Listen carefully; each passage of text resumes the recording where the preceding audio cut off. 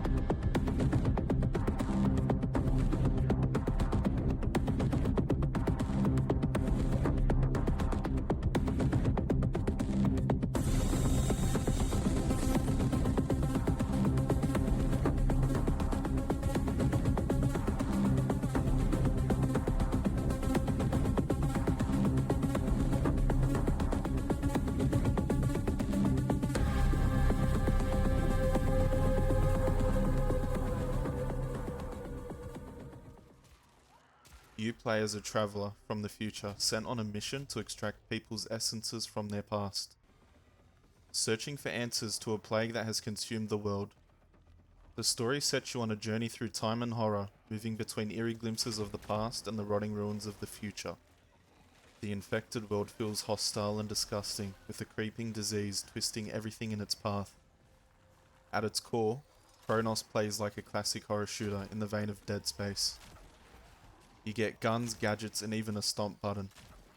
The weapons are a highlight here. Shooting feels punchy, and the sound design makes every blast satisfying. Most guns feature a charge mechanic, letting you line up powerful shots that pierce through multiple enemies. Pulling this off always felt rewarding, especially since ammo is scarce. That said, charging shots introduces weapon sway, making accuracy harder to maintain and causing the occasional missed shot. Still, the weapon variety kept things fresh, and experimenting with new loadouts never felt old. Now throughout the game you'll unlock gadgets that open up new ways to explore. Gravity boots were a personal favourite of mine, letting you leap between platforms upside down or sideways, creating some truly trippy moments.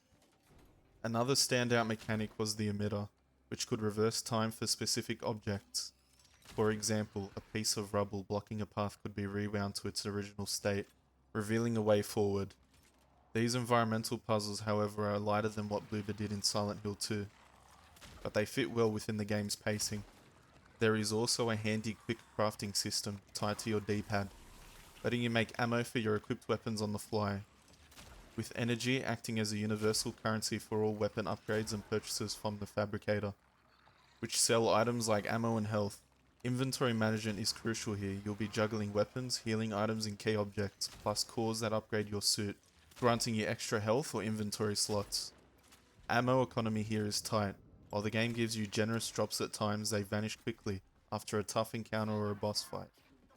I appreciated that some enemies could be avoided altogether, saving you precious resources.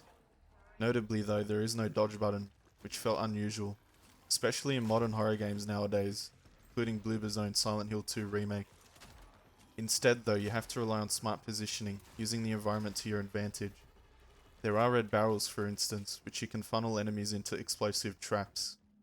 Enemies themselves have an interesting twist. They can consume corpses to grow stronger.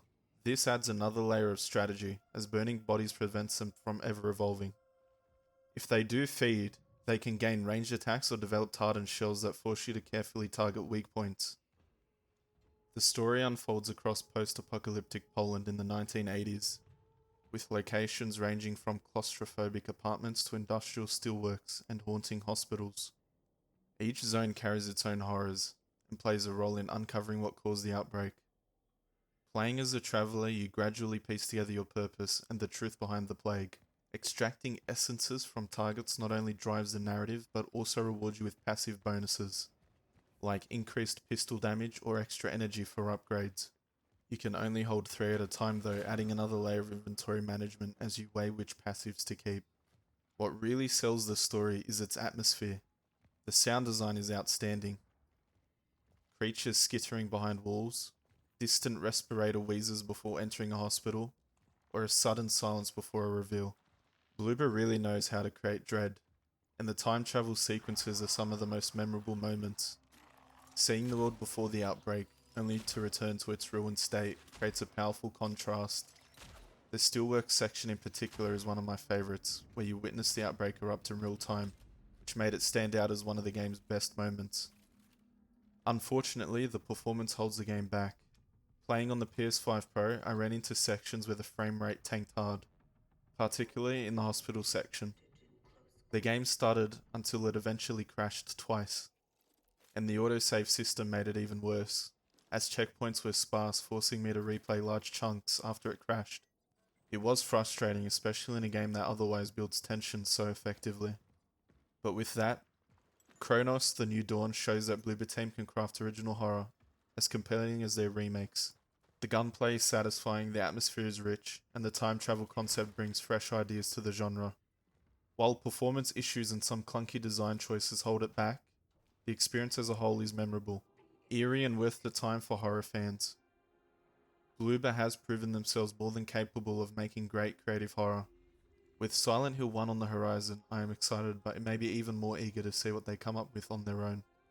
Cronos cements their place as one of the most interesting voices in modern horror, and I'm glad we get to experience it. Thank you.